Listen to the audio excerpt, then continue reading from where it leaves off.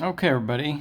So in this video, I want to explore a little bit more about geometric series and specifically the ones that have only positive terms. This would be an example. Every single term of this series is a positive number. So they're all different, but they're all positive terms. Okay.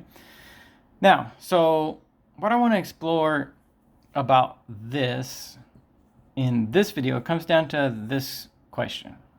Okay, which says find the smallest value of the number n such that s sub n is greater than or equal to 500, where what's s with a subscript of n? That's going to be the sum of the first n terms, or you could say the nth partial sum. So it might be that if you took this series, the sum of the first 20 terms was more than 500 if you added them all together.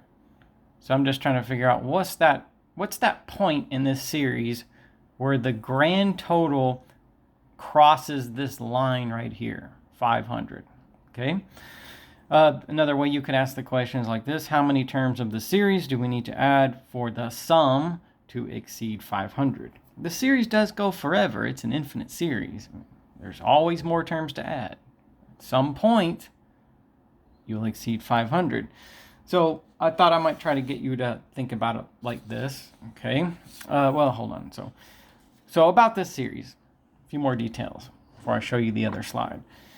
So this is a geometric series, okay, and R, the common ratio, is 1.1, and that means it diverges, okay? And because it diverges, then yes, at some point the partial sums will be more than 500, okay? That's, in this case, with the series having all positive terms and the fact that it diverges, it just means that the more terms you add, the bigger your grand total is, and the partial sums could exceed anything. It's not just that this is 500, and that makes this possible, but it could be 500,000 or any number you can imagine, any positive number, okay? So let me get you thinking about that, maybe in a little bit different way. So find the smallest value of n such that the sum of the first n terms is greater than or equal to 500. So the series would look like this, right? 1 plus 1.1 plus 1.1 squared and so on. Look at those numbers. 1 plus 1.1 plus 1.21 plus 1.331. Don't you think if you added those enough that eventually you would either get 500 or go past it? So yeah, all right. Now I say all this just to get you believing that this question has an answer, all right? So let's talk about how you solve for it. One way to do it is you could get your calculator and you could start adding the terms of that series together until your grand total was more than 500. And that's not the way I'm going to show you. And even though that's true and it might be possible if you're patient enough, it's not what I'm emphasizing at all in the video. I want to show you how to solve for it nice and neat. So here's how we'll answer this question. It comes down to wanting to solve a problem like this. So solve the sum of the first n terms. Now you're going to solve for n. Partial sum equals 500. Okay. So for geometric series, what is the partial sum? What's the sum of the first n terms? It's a subscript 1, the first term, times 1 minus r to the n power over 1 minus r. And again, we'll say equals 500. In our geometric series, this one, the first term's 1, and then r is 1.1, so it looks like that. And just imagine from here that we'll do a little bit of algebra until we can figure out what's that number right there, what's n, okay? Because knowing that number, that will be our solution. So I subtract, I multiply, I subtract again, right? And I get down to this exponential equation. 1.1 to the power n is 51. Now that's an exponential equation. We can solve any equation of that form with this and that number being positive with logarithms this way. Okay, so I set it up, I solve it. It turns out n's got to be 41.25294. Okay, now, all right, back to our question. If I say find the smallest value of n, or how many terms of the series do you have to add together for the sum to exceed 500, you can't add 41.25 terms of this series together. There's a first term, a second term, a third term. There's not term 42.25. So here's an extra layer of interpretation that we have to have. So I set this up to be equal to 500. If my series has only positive terms, it means every time I add the next term, my grand total gets a little bit bigger. So with this being like our exact solution to that equation, you know, if you could add exactly 41.25294 or so on, you'd get 500. That means the sum of the first 41 terms is less than 500, and the sum of the first 42 terms is more than 500. Well, given that I'm trying to solve for the smallest value of n such that the nth partial sum is greater than or equal to 500, I would have to say 42 and not 41, okay? In other words, I'm going to round that number up to 42, even though by conventions of rounding, we normally wouldn't round that up to 42. I rounded up to 42 because my series has only positive terms, and every time I add that next number, my grand total gets bigger. So solution, final answer, 42. Okay, all right. So let's now, our first problem here establishes the nature of the question and a way that you can solve it. But let's look at a few more, okay? So here's the next one I wanted to do. So I give you a geometric series again, and I ask a question that at least on the surface sounds the same. Okay, it says find the smallest value of n such that the sum of the first n terms is greater than or equal to 7.999999. Okay, and I can alternately think of that question the same way. I can say how many terms of this series do we need to add for the sum to exceed 7.999999. Okay, and that seems a little bit like a strange number. I mean, in the first question I showed you 500, that's a nice round number, okay? But this 7 with the 9s, like what's the significance of that? Well, so let's look a little closer at this series that we're starting with. It's geometric. We've already learned about a geometric series. R, the common ratio is 7/8. In the first term, with the counting beginning at 0, is 1. So it converges to 1 over 1 minus 7/8, which is 8. So maybe now you see where we got that. Okay. Now, all right, let's take a little bit closer look at what's happening there.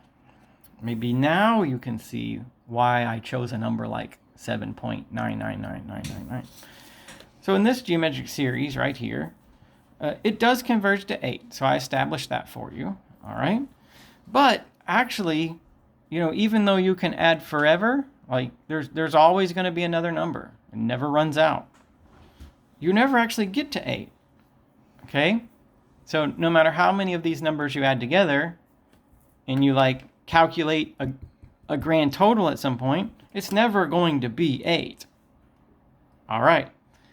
But the partial sums, the grand total at any point as you continue adding, can get as close to 8 as you can ever imagine. So yes, in our question, 7.9, it'll be more than that at some point. That's real close to 8.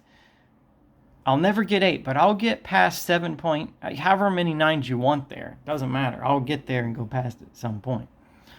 Okay, so this is possible. There's an answer to this. Let's set it up and solve it the same way. Okay. So what was our thinking? That I need to solve for the partial sum, the sum of the first n terms equals 7.999999. There's the formula for the sum of the first n terms of a geometric series. In our series, the first term is 1, r is 7/8. So I do like that. Here, probably in calculus 2, the arithmetic and so on, and the algebra of solving the equation is not going to throw you. If you ever did need help with that, then you could ask me. I'd be happy to help you. But this is how we solve such an equation, one step at a time. I haven't rounded any numbers along the way. I'm only going to round my final answer. I get here, and just for convenience, I called that number capital A so that I didn't have to write it down right there. That's kind of a big number. But your solution is natural log of 1 minus 7.999999 over 8 divided by natural log of 7 over 8. That turns out to be 119.0353. Now, is that our answer? When this question says, find the smallest value of n such that, is that it? 119.0353. Well, can you add that many terms together? I mean, no, I can't. In that series, I can add 119 terms together, or I can add 120 terms together.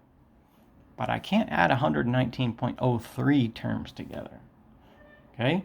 So it's got to be one of these. It's got to be 119 or 120. Which one is it? Well, again, because this series is such that all the terms are positive, that means every time I add the next term, my grand total gets a little bit bigger. If you could add exactly that many terms, your partial sum would be exactly that. Otherwise, if you add less, it's a little bit below. If you add more, it's a little bit above. So we'll need to, again, round that up. You need 120 terms. Okay? So in this series right here, if you could add the first 120 terms of this series together, right there, 120 terms, imagine that, it would be just above that number, and therefore be a solution to the problem. Okay? All right, so let's look at a few more, or let's one more that's different, and one more that I'd like to give you that you could try just based on having watched the video to this point. Okay? Now this one sounds the same in the beginning. Okay? You have a series. It says find the smallest value of n such that the sum of the first n terms is greater than or equal to 2.999. Okay, that sounds like the others so far. Also, all the terms of this are positive. So, even though, like say with the last one, maybe this is something I should emphasize some more, but every term of this series is positive, okay? That means every time you add the next number, your grand total up to that point is a little bigger. But still, you'll never even get to 8. Maybe that seems like a little bit of a paradox, that every time you add another term, your grand total gets bigger. But 8's the line that you'll never cross. Never, ever. Never get there. Okay? So, all right. So this one's like that. If this series converges to whatever number, that means that no matter how many terms, see that infinity, no matter how many terms of this series you add, you'll never get to that number. You'll just get as close as you can possibly imagine to it. Okay? So, in order to answer this, let's explore a little bit. This series is a geometric series. R is 9/17. Okay? The first term is 9 over 17, so it converges to 9 over 17 over 1 minus 9 over 17.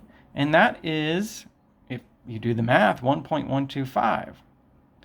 So that's what it converges to, 1.125. So that means that, you can add forever, but you'll never get exactly 1.125. You'll never, ever get there. If you add forever, it will never happen. You'll get as close to that as you can imagine. You'll never actually get that. Well, so how could you get almost 3? If you can't get here, you definitely can't get there. All right? So this one we would say has no solution. That's one way to say it. Or, we can say it's not possible. It just, as a matter of fact, is not possible.